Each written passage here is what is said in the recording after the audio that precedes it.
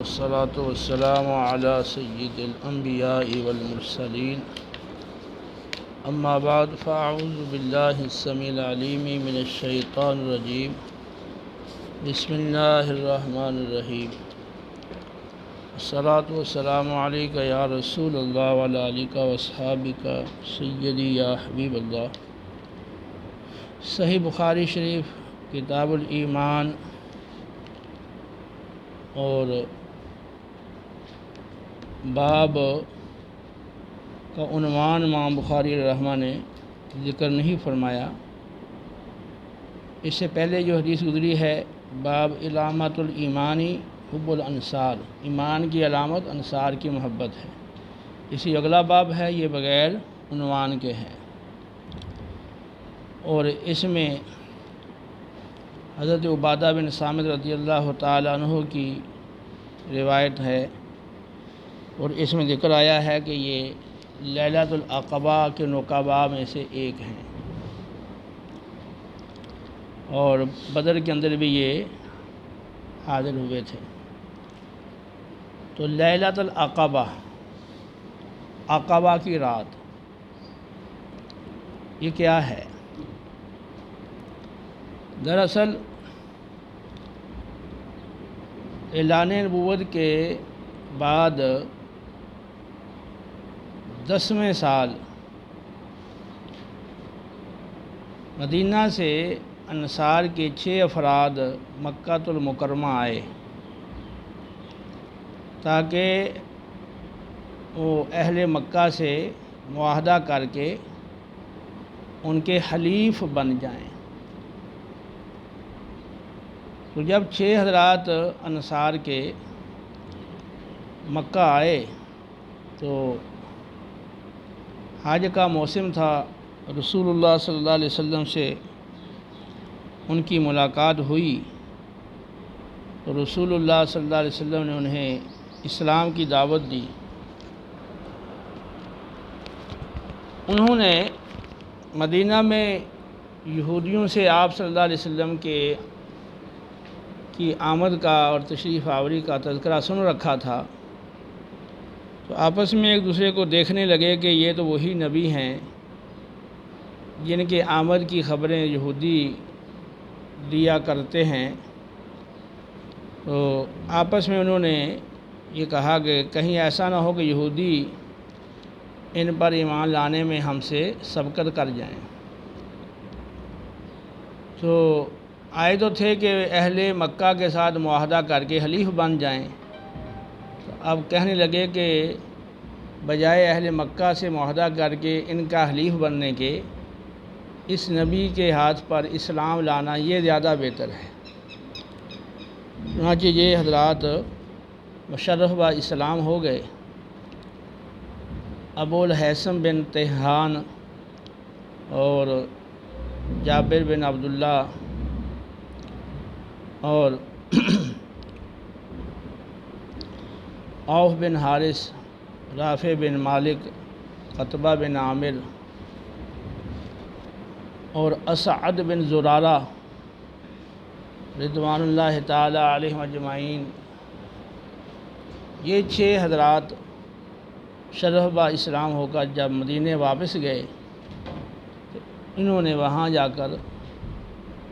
دیگر لوگوں کو اسلام کی دعوت دی، اور آپ صلی اللہ علیہ وسلم سے آئندہ سال حج کے موقع پر آنے کا وعدہ کیا تھا۔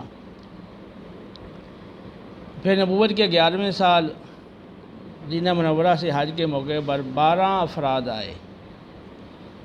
جن میں حضرت عبادہ بن صامت رضی اللہ تعالیٰ عنہ بھی تھے۔ تو نبی کریم صلی اللہ تعالیٰ علیہ وسلم نے ان حضرات کی درخواست پر مصعب بن عمیر رضی اللہ تعالیٰ عنہ کو ان کے ساتھ مدینہ روانہ کر دیا تاکہ وہ انہیں قرآن پاک سکھائیں، اسلام کی بنیادی تعلیمات انہیں دیں۔ پھر انہوں نے آئندہ سال آنے کا وعدہ کیا، تو پھر نبوت کے 12ویں سال یہ 70 افراد مرد اور 2 عورتیں یہ حج کے موقع پر پھر حاضر ہوئے۔ اس کی تفصیل مسند احمد کے اندر اور دیگر کتب کے اندر موجود ہے، صحیح روایات موجود ہیں۔ چنانچہ ایک روایت ہے حضرت جابر بن عبداللہ رضی اللہ تعالی عنہ سے مروی ہے، یہ مسند احمد کے اندر صحیح سند کے ساتھ روایت ہے۔ حضرت جابر بن عبداللہ انصاری رضی اللہ تعالی عنہ کا کہنا ہے کہ رسول اللہ صلی اللہ علیہ وسلم زمانہ جاہلیت میں جو بازار لگا کرتے تھے مجنہ اور اوکاز نامی، تو آپ مجنہ اور اوکاز میں لوگوں کی رہائش گاہوں پر ان سے ملتے تھے، اور حج کے موسموں میں مینا میں آپ لوگوں سے ان کی رہائش گاہوں پر ملتے تھے، اور آپ فرماتے تھے کون ہے جو مجھے پناہ دے، کون ہے جو میری مدد کرے تاکہ میں اپنے رب کا پیغام لوگوں تک پہنچا سکوں۔ اور ادھر آپ کی قوم کے لوگ قریش وہ آپ کی مخالفت میں کمر بستہ تھے۔ یمن سے کوئی شخص حج کے لیے مکہ آتا یا قبیلہ مدر کا کوئی شخص حج کے لیے مکہ آتا تو قریش کے لوگ اس کے گرد جمع ہو جاتے اور اسے کہتے کہ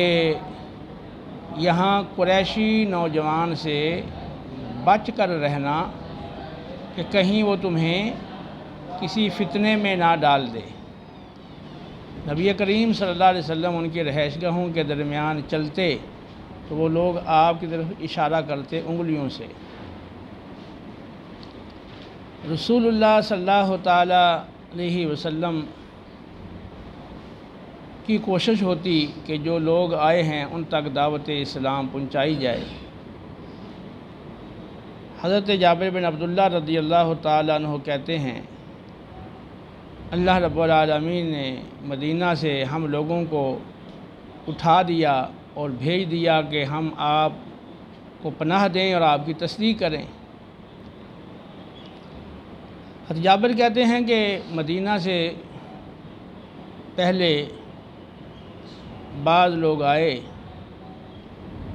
اور انہوں نے اسلام قبول کیا، اور واپس جا کر انہوں نے اسلام کی دعوت دی تو ان کے گھروں کے افراد اسلام لے آئے۔ تو اب مدینہ پاک میں انصار کا کوئی ایسا گھر نہیں تھا جس گھر میں ایک گروہ مسلمانوں کا نہ ہو، اور وہ سب اسلام کا اظہار اعلانیہ کرتے تھے۔ کہتے ہیں کہ ہم انصار جو اسلام لا چکے تھے ہم اکٹھے ہوئے، مشورہ کیا اور کہنے لگے کہ کب تک ہم رسول اللہ صلی اللہ علیہ وسلم کو مکہ پاک میں وہاں کفار کے دھکے کھاتے ہوئے چھوڑ دیں گے، یعنی کب تک ہم رسول اللہ صلی اللہ علیہ وسلم کو چھوڑے رکھیں گے کہ مکے میں آپ دھکے کھاتے رہیں اور انتہائی خوف کے عالم میں رہ کر زندگی بسر کریں۔ تو ہم 70 افراد مدینہ سے حج کے موقع پر نکلے اور رسول اللہ صلی اللہ علیہ وسلم سے عقبہ، یہ گھاٹی کو کہا جاتا ہے، اور بڑا شیطان اس کو کہا جاتا ہے جمرۃ العقبہ، بڑے شیطان کو جمرۃ العقبہ کہتے ہیں۔ تو جمرۃ العقبہ وہاں اسی عقبہ گھاٹی میں نبی کریم علیہ الصلوۃ والسلام سے ملاقات کا انہوں نے وعدہ کیا تھا۔ تو کہتے ہیں کہ ہم وہاں وعدے کی رات جمع ہو گئے اور رسول اللہ صلی اللہ تعالی علیہ وسلم ہمارے پاس تشریف لائے۔ ہم نے عرض کیا یا رسول اللہ صلی اللہ علیہ وسلم، آپ اپنی شرائط ہمارے سامنے رکھیں اور ہم سے بیعت لیں۔ حضرت جابر کہتے ہیں کہ رسول اللہ صلی اللہ تعالیٰ علیہ وسلم نے ارشاد فرمایا، تم مجھ سے بیعت کرو اس شرط پر کہ تم ہر حال میں میری بات سنو گے اور اطاعت کرو گے، ہاں تمہیں خوشی ہو یا غمی ہو، حالات موافق ہوں یا غیر موافق ہوں، ہر حال میں تم میری بات سن کر اطاعت کرو گے۔ اور تم لوگ امر بالمعروف اور نہی عن المنکر کرو گے، اور اللہ کی راہ میں تنگ دستی اور خوشحالی ہر حال میں خرچ کرو گے، اور اللہ رب العالمین کے حق میں حق بات کہو گے، کسی ملامت کرنے والے کی ملامت کا خوف نہیں کرو گے، اور تم میری مدد کرو گے، اور جب میں تمہارے پاس مدینہ آ جاؤں تو تم میری بھی اسی طرح حفاظت کرو گے جس طرح اپنی جانوں کی یا اپنی بیویوں کی، اپنے بیٹوں کی حفاظت کرتے ہو۔ تو حضرت جابر کہتے ہیں کہ ہم نے رسول اللہ صلی اللہ تعالیٰ علیہ وسلم سے ان تمام باتوں پر بیعت کی۔ اسعد بن زرارہ رضی اللہ عنہ جو ان حضرات میں سب سے کم عمر تھے، وہ کھڑے ہو گئے اور رسول اللہ صلی اللہ علیہ وسلم کا ہاتھ پکڑ لیا اور کہنے لگے کہ اے اہل یثرب ابھی ٹھہر جاؤ اور پہلے اچھی طرح غور کر لو، اگر تم رسول اللہ صلی اللہ تعالیٰ علیہ وسلم کو یہاں سے مدینہ لے جاتے ہو تو اس کا مطلب یہ ہے کہ تم سارے عرب سے لڑائی اور جنگ مول لوگے اور اپنے پسندیدہ افراد کو قتل کراؤ گے اور تلواریں تمہارے سروں کو کاٹیں گی۔ اگر یہ تم سب برداشت کر سکتے ہو تو پھر تم بیعت کر لو، اگر تم ان تکالیف پہ صبر کرو گے تو اس کے بدلے میں تمہیں جنت ملے گی، اور اگر تمہیں کوئی خوف ہے، کوئی خدشہ ہے اور تمہارے اندر کوئی بزدلی ہے تو پھر ابھی سے واضح طور پر بیان کر دو، تو یہ تمہارا اللہ کے ہاں عذر ہو جائے گا۔ تو اس پر دیگر حضرات نے کہا کہ اے اسعد پیچھے ہٹ جاؤ، ہم نے رسول اللہ صلی اللہ علیہ وسلم سے جو بیعت کی ہے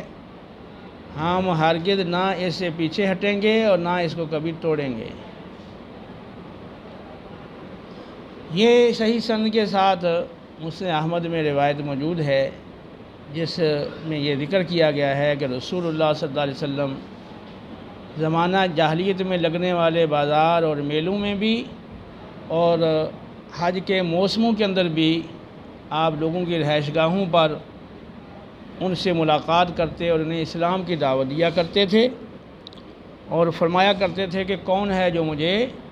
پناہ دے گا، کون ہے جو میری مدد کرے گا تاکہ میں اپنا رب کا پیغام بندوں تک پہنچا سکوں اور اس کے لیے اس کے بدلے میں جنت ہوگی۔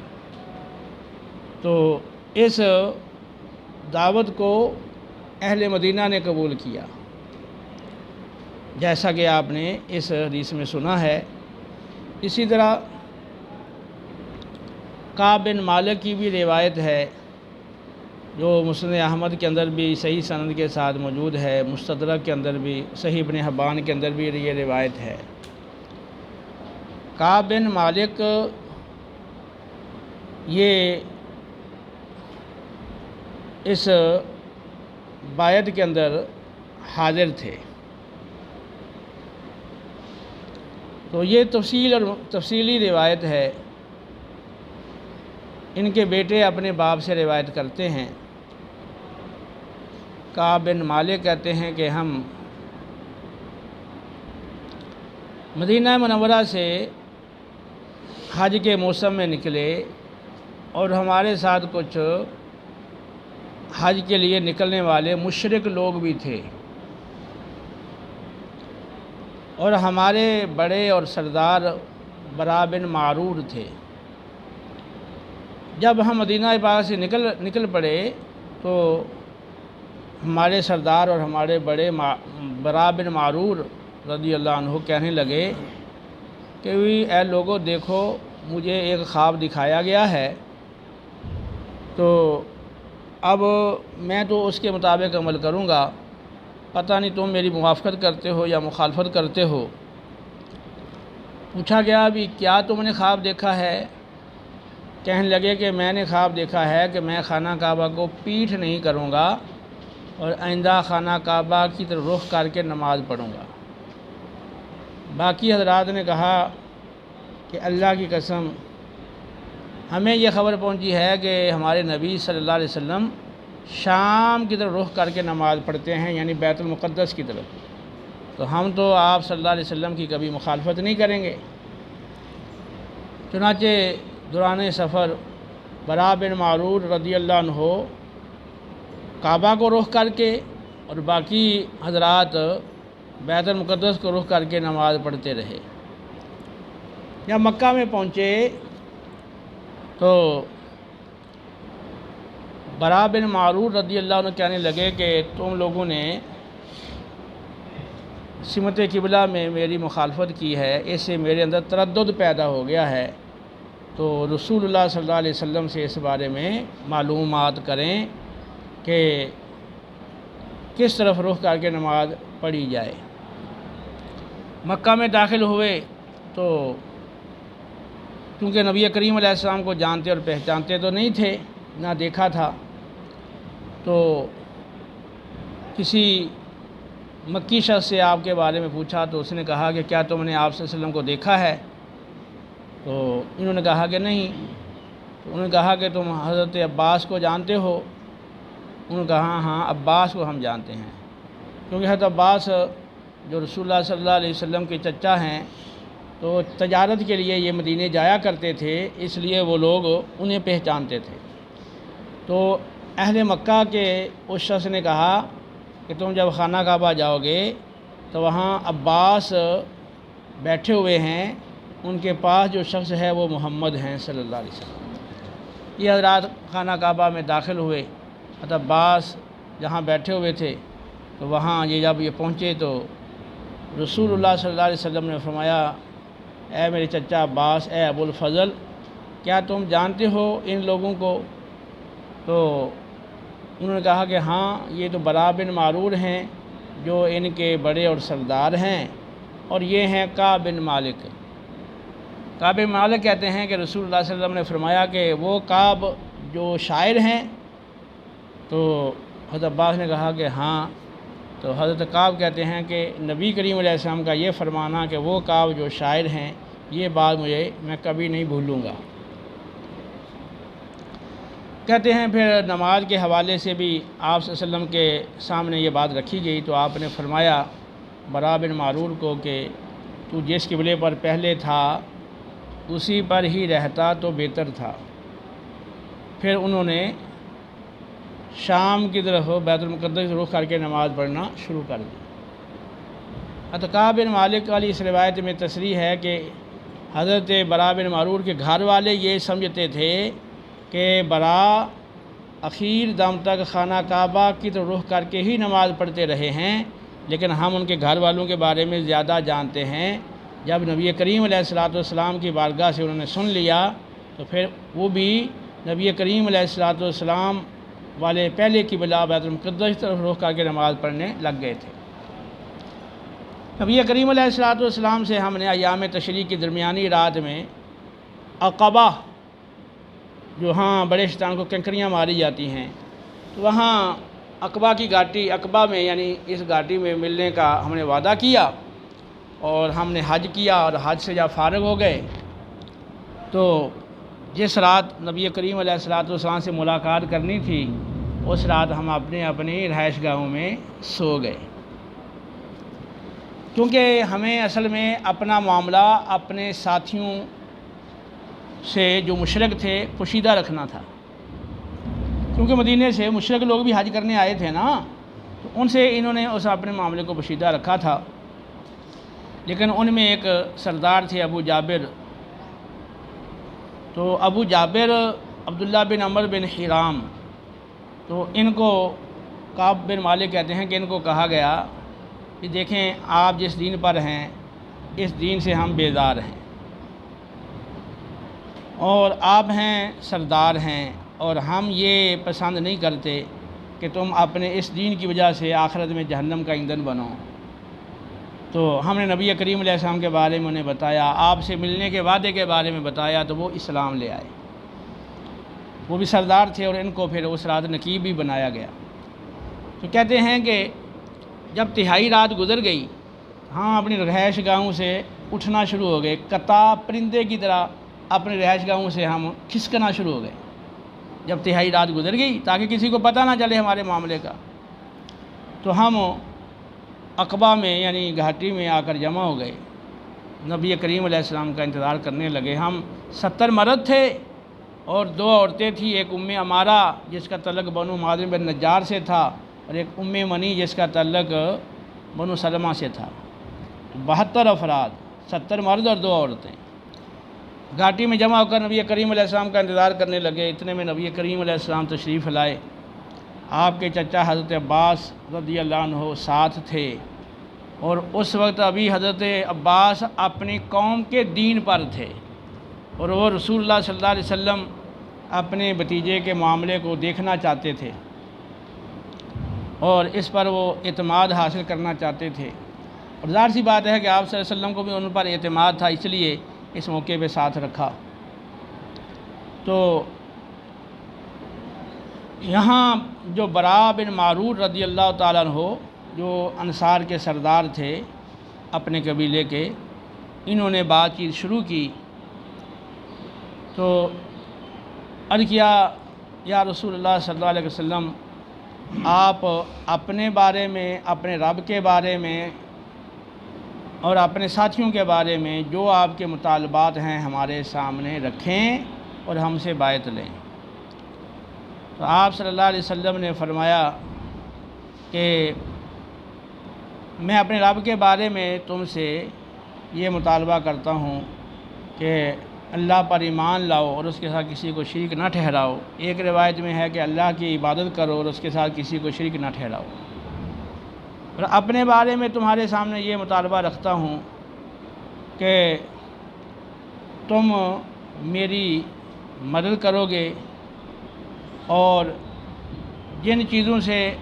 اپنی جانوں کی یا اپنے بال بچوں کی حفاظت کرتے ہو، میری بھی ان چیزوں سے حفاظت کرو گے۔ اور اس روایت میں یہ ہے کہ میرے صحابہ کی بھی تم اسی طرح حفاظت کرو گے، اور ایک روایت میں ہے کہ تم اپنے مال کے حوالے سے میرے صحابہ کے ساتھ ہمدردی کرو گے۔ براء بن معرور رضی اللہ تعالیٰ عنہ کہنے لگے کہ ہمیں یہ ساری شرائط منظور ہیں، تو آپ ہم سے بیعت لیں۔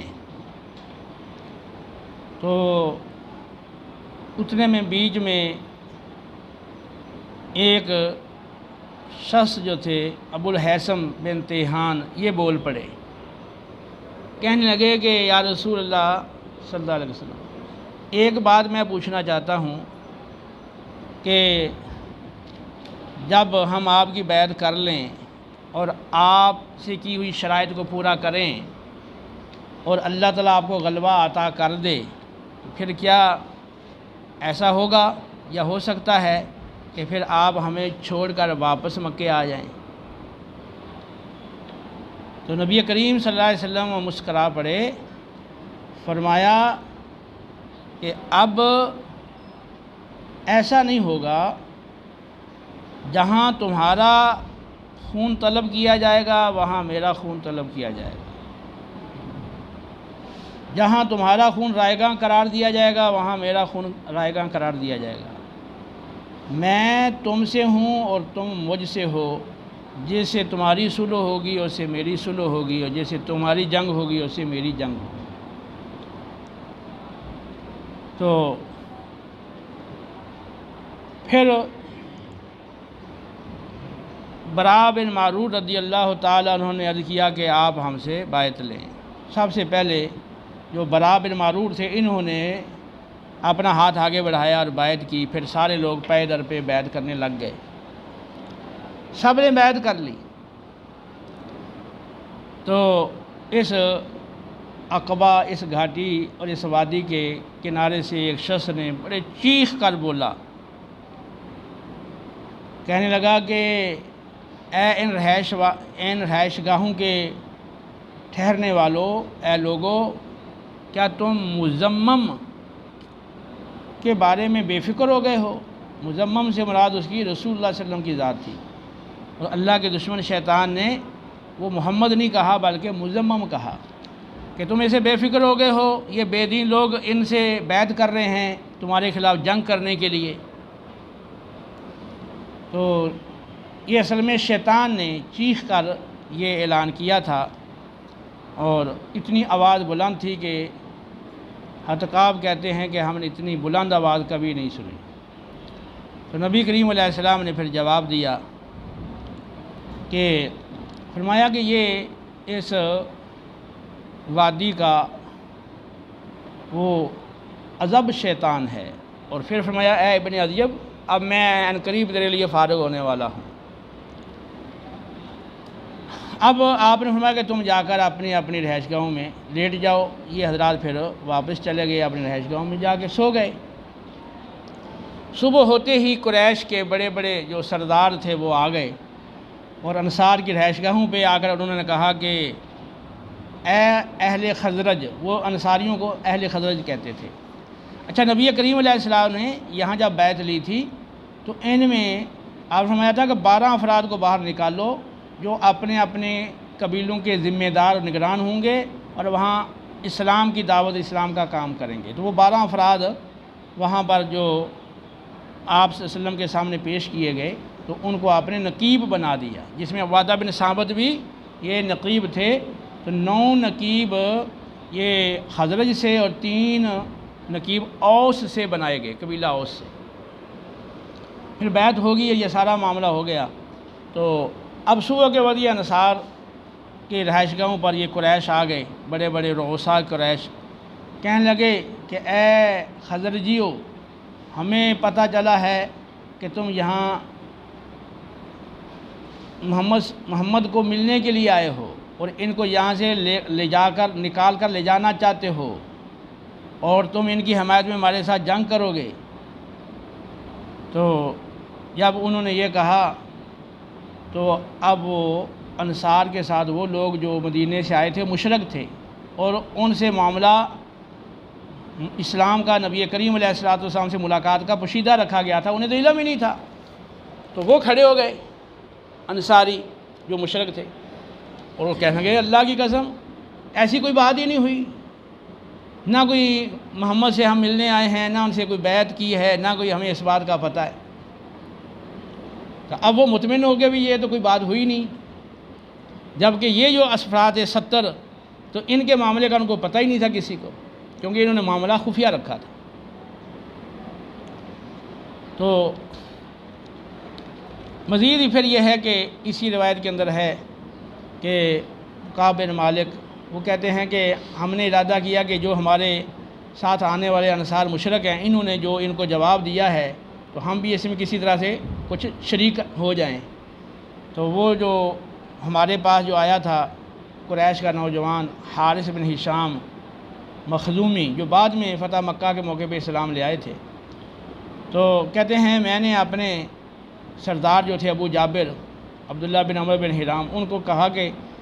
کیا تم ہمارے سردار ہو تو جس طرح اس قریشی نوجوان نے جوتا پہنا ہوا ہے، نیا جوتا، تم بھی ایسا جوتا نہیں بنا سکتے ہو اپنا؟ تو وہ اس نوجوان نے سن لیا، قریشی نوجوان نے، یعنی حارث بن ہشام، انہوں نے وہ جوتا اتار کے ان کی طرف پھینک دیا اور کہا اچھا تم ہی اب پہنو گے، میں اس کو نہیں پہنوں گا۔ تو اس پر ابو جابر نے کہا کہ یہ نوجوان پتہ نہیں ناراض ہو گیا ہے، تو اب یہ تم اس کو جوتا واپس کر دو، میں نے اس کا نقشہ وغیرہ اپنے دل میں محفوظ کر لیا ہے اس جوتے کا، تو اس کو واپس کر دو۔ تو وہ کہتے ہیں میں نے کہا کہ میں تو واپس نہیں کروں گا بالکل. تو اس نے کہا اچھا چلو، وہ ہو سکتا ہے کہ یہ سچی فعال ہو، کہ فعال جو ہے نا اچھی فعال سے انہوں نے مراد لی کہ جیسے ہم نے یہ جوتے اس نے ہمیں دے دیے ہیں تو پھر یہ جگہ بھی جو ہے مکے والی ہم اس پہ فتح پا کے قبضہ کر لیں گے، یعنی ان کے دل میں یہ بات تھی.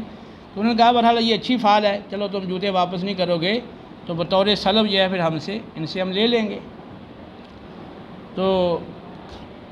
یہ دو روایات ہم نے مسند احمد کے حوالے سے آپ کو بیان کی ہیں، ایک حضرت جابر بن عبداللہ انصاری والی روایت اور ایک کعب بن مالک رضی اللہ عنہ والی روایت. کعب بن مالک کہتے ہیں، یہ بخاری کی روایت میں موجود ہے، جو ان کی توبہ والی مفصل روایت ہے نا، غزوہ تبوک میں یہ شریک نہیں ہو سکے تھے تو پھر وہ 3 افراد جو تھے ان کی توبہ قبول کی گئی. تو حضرت کعب کہتے ہیں کہ لوگوں کے اندر بدر کا چرچا زیادہ ہے، لیکن میرے نزدیک جو بیعت عقبہ ہے اس کی اہمیت زیادہ ہے. تو بیعت عقبہ کیا ہے وہ میں نے بتا دیا کہ عقبہ، یہ عقبہ کہتے ہیں گھاٹی کو، تو جمرۃ العقبہ اور جمرۃ الاخیرہ جس کو عوام بڑا شیطان کہتے ہیں، تو اس وادی میں نبی کریم علیہ الصلوۃ والسلام سے ان انصار نے بیعت کی تھی اور ہر طرح سے معاونت کرنے اور ہر طرح سے آپ کو تحفظ فراہم کرنے اور آپ کے حکم پر لبیک کہنے کا انہوں نے وہ معاہدہ کیا اور اس پر بیعت کی تھی. اور یہ بھی کعب بن مالک والی جو روایت میں نے سنائی ہے جس میں یہ ہے کہ شیطان نے وہ چیخ ماری تھی اور کہا تھا بھی تم ان کی فکر کرو، یہ بے دین لوگ تمہارے خلاف لڑائی پر بیعت کر رہے ہیں. تو اس وقت انصار میں سے ایک شخص نے کہا تھا کہ یا رسول اللہ ہم تو ہیں لڑائی والے اور اسلحے والے ہیں اور یہ بات ہمیں ورثے میں ملی ہے، نسل در نسل یہ چلی آ رہی ہے، تو اگر آپ ہمیں اجازت دیتے ہیں، حکم دیتے ہیں تو ہم صبح ہی اہل منا پہ تلواروں سے حملہ کر دیں گے. تو نبی کریم علیہ السلام نے کہ نہیں، ابھی اس کی ہمیں اجازت نہیں ملی اور ہمیں اس بات کا حکم نہیں دیا گیا. تو پہلے چند افراد آئے ہیں مدینہ پاک سے، یعنی 6 افراد جو مکے والوں کے ساتھ معاہدہ کر کے حلیف بننا چاہتے تھے، تو وہ بجائے اہل مکہ کے حلیف بننے کے رسول اللہ صلی اللہ علیہ وسلم کے دستے مبارک پر وہ بیعت کر لی انہوں نے اور اسلام لے آئے اور پھر جا کر انہوں نے اسلام کی آگے دعوت دی. تو یہ نبوت کے 10ویں سال ہوا، پھر نبوت کے 11ویں سال 12 افراد آئے، اور جو 12 افراد آئے ہیں یہ 11ویں سال اور انہوں نے بیعت کی، اس کو کہتے ہیں بیعت عقبہ اولیٰ. بیعت عقبہ اولیٰ جس میں حضرت عبادہ بن صامت بھی وہ حاضر تھے. اس کے بعد پھر جب نبوت کے 12ویں سال آئے ہیں نا، 70 افراد، 70 مرد تھے، 2 عورتیں تھیں، تو پھر انہوں نے بیعت کی ہے، جو کہتے ہیں بیعت عقبہ ثانیہ. بیعت عقبہ ثانیہ، تو بیعت عقبہ اولیٰ اور پھر بیعت عقبہ ثانیہ. تو یہ بیعت دراصل وہ اسلام کی ترویج اور اشاعت اور اسلام کی ترقی کے لیے یہ پیش خامہ ہے اور ایک طرح کا اسلام کی ترقی کے لیے ایک مقدمہ ہے یہ. تو انصار نے نبی کریم علیہ السلام کو پیشکش کی تھی کہ آپ مکہ سے مدینہ آ جائیں، ہم ہر طرح سے آپ کے ساتھ تعاون کریں گے. تو نبی کریم علیہ السلام نے ان کی دعوت کو قبول فرمایا تھا اور پھر اسی وجہ سے آپ نے پھر مکہ سے مدینہ کی طرف اللہ کے اذن سے ہجرت فرمائی تھی. تو حضرت عبادہ بن صامت کی روایت ایک موجود ہے مسند احمد کے اندر کہ وہ کہتے ہیں کہ نبی کریم علیہ السلام کی بارگاہ میں ہم حاضر ہوئے تو 12 افراد تھے، ان میں سے ایک عبادہ بن صامت تھے. تو وہ 12 افراد جو تھے وہ بیعت عقبہ اولیٰ کے وقت تھے، اور 72 افراد میں 70 مرد اور 2 عورتیں یہ بیعت عقبہ ثانیہ کے موقع پر یہ تعداد تھی. تو اب یہ اس کو دیکھیں، یہاں پر یہ حدیث ہے کہ عبادہ بن صامت رضی اللہ تعالیٰ عنہ یہ بدر میں بھی حاضر ہوئے تھے اور یہ لیلۃ العقبہ یعنی بیعت عقبہ اولیٰ اور بیعت عقبہ ثانیہ کی رات نقباء میں سے ایک تھے، کیونکہ نبی کریم علیہ الصلوۃ والسلام نے مختلف قبائل پر نگران مقرر فرمائے تھے، نقیب مقرر فرمائے تھے، ذمہ دار مقرر فرمائے تھے تاکہ وہ آگے اسلام کی دعوت دیں، تو ان میں یہ عبادہ بن صامت بھی تھے۔ اور عبادہ بن صامت کی روایت میں یہ بھی موجود ہے مسند احمد کے اندر کہ ہم نے رسول اللہ صلی اللہ علیہ وسلم سے ان 6 چیزوں پر بیعت کی جیسی بیعت عورتوں سے لی گئی، یعنی سورہ ممتحنہ کے اندر عورتوں سے بیعت لینے کا ذکر موجود ہے، تو جن 6 چیزوں پر عورتوں سے بیعت لی گئی انہی 6 چیزوں پر ہم سے بیعت لی گئی، اور ہم 12 افراد تھے۔ تو اسی وجہ سے ابن حجر کا رضی اللہ عنہ، ابن حجر اسقلانی علیہ رحمہ کا یہ موقف ہے کہ یہ یہاں پر جس بیعت کا ذکر ہے تو یہ بیعت عقبہ یعنی عقبہ کے موقع پر یہ بیعت لی گئی ہے۔ بعد کا موقع یہ ہے کہ یہ عقبہ کے موقع پر نہیں، یہ بعد میں بیعت لی گئی ہے۔ تو اس میں یہ ہے کہ عبادہ بن صامت رضی اللہ تعالیٰ عنہ بیعت عقبہ اور بیعت ثانیہ کی رات نقباء میں سے ایک تھے۔ تو اصل جو نقیب آپ نے مقرر فرمائے ہیں 12 افراد، تو وہ بیعت عقبہ ثانیہ کے موقع پر 70 افراد 72 جو تھے ان میں سے آپ نے 12 افراد وہ مقرر فرمائے تھے۔ تو وہ کہتے ہیں کہ رسول اللہ صلی اللہ علیہ وسلم کے گرد صحابہ کی ایک جماعت تھی، آپ نے فرمایا مجھ پر اس شرط پہ بیعت کرو کہ اللہ کے ساتھ کسی کو شریک نہیں ٹھہراؤ گے، اور نہ ہی چوری کرو گے، نہ ہی زنا کرو گے، نہ ہی اپنی اولاد کو قتل کرو گے، اور نہ ہی ایسا بہتان لگاؤ گے جسے تم نے اپنے ہاتھوں اور پاؤں کے مابین گھڑا ہو۔ تو بین ایدیکم و ارجلکم، ہاتھوں اور پاؤں کے درمیان بہتان گھڑنا، کہتے ہیں کہ یہ ایدیکم و ارجلکم یہ کنایہ ہے ذات سے،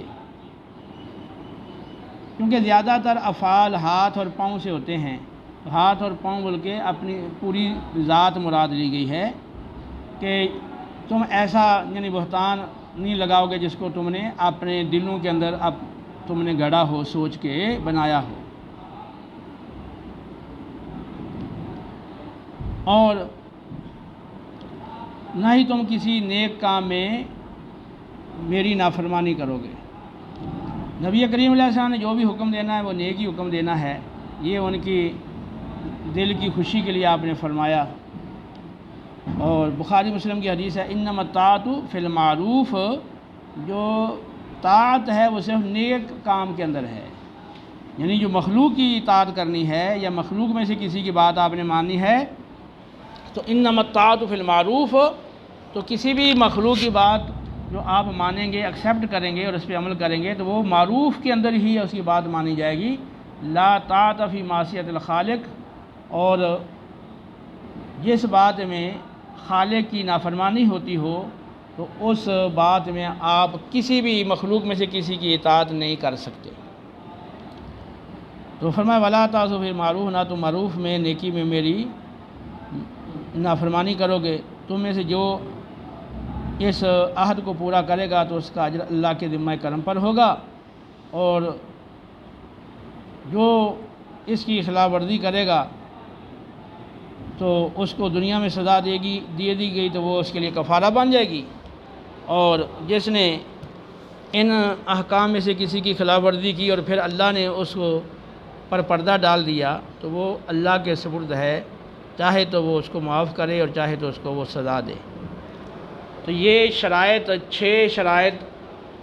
آپ صلی اللہ علیہ وسلم نے ان کے سامنے رکھیں، تو کہتے ہیں فبایعنہ علی ذالک، ان 6 شرائط پر ہم نے رسول اللہ صلی اللہ علیہ وسلم سے بیعت کی۔ تو امام بخاری علیہ رحمہ نے جو عنوان قائم کیا ہے کہ ایمان گھٹتا اور بڑھتا ہے، اسی کی تائید میں یہ روایات ذکر فرما رہے ہیں۔ تو اب یہ 6 چیزوں پر بایت کا ذکر کیا گیا ہے، تو یہ اعمال کے اندر کمی بیشی ہو سکتی ہے۔ یہاں فرمایا گیا بھی جو ان میں سے کسی کی خلاف ورزی کرے گا تو اگر دنیا میں سزا مل گئی تو کفارہ بن جائے گی، اور اگر خلاف ورزی کی اللہ نے پردہ ڈال دیا تو وہ اللہ کے سپرد ہے، چاہے تو عذاب دے اور چاہے تو وہ معاف کرے۔ تو اعمال کی کمی بیشی سے وہ ایمان کی کمی بیشی ہوتی ہے، تو یہی امام باری کا موقف ہے، اور مزید اس حوالہ سے انشاءاللہ گفتگو آگے اگلے درس میں ہوگی۔ وما علینا الا البلاغ المبین۔